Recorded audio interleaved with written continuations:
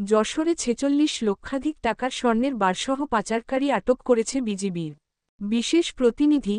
যশোরে অভিযান চালিয়ে ৪৬,৬৩,০০০ টাকা মূল্যের স্বর্ণের বারসহ এক পাচারকারীকে আটক করেছে ৪৯ বিজিবির। বুধবার সকাল 6:30টার দিকে গোপন সংবাদের ভিত্তিতে যশোর ব্যাটালিয়নের একটি বিশেষ টহলদল যশোর নড়াইল মহাসড়কের নীলগঞ্জ ব্রিজের ওপর এই অভিযান পরিচালনা করে। আটককৃত ব্যক্তির নাম মোহাম্মদ সাদিকুর রহমান সুমন। সে সাতক্ষীরা সদর থানার নলকুড়া লাপসা গ্রামের মোহাম্মদ মিজানুর রহমানের ছেলে। বিজিবির সূত্রে জানা যায়, আটককালে সুমনের প্যান্টের পকেটে বিশেষ কায়দায় লুকানো অবস্থায় ২২০.৪৯ গ্রাম ওজনের ২টি স্বর্ণের বার পাওয়া যায়।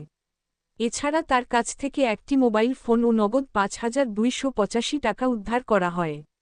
উদ্ধারকৃত স্বর্ণের আনুমানিক মূল্য ৪৬,২৮,০৮৫ টাকা। মোবাইল ও নগদ টাকাসহ সর্বমোট সিজার মূল্য ধরা হয়েছে ৪৬,৬৩,৩৭০ টাকা।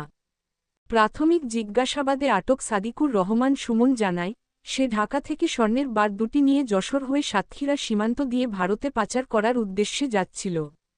ঘটনার সত্যতা নিশ্চিত করে যশোর ব্যাটালিয়নের অধিনায়ক লেফটেন্যান্ট কর্নেল গোলাম মোহাম্মদ সাইফুল আলম খান, পিএসসি জানান, সাম্প্রতিক সময়ে বাংলাদেশ থেকে ভারতে স্বর্ণ পাচারের একটি প্রবণতা লক্ষ্য করা যাচ্ছে।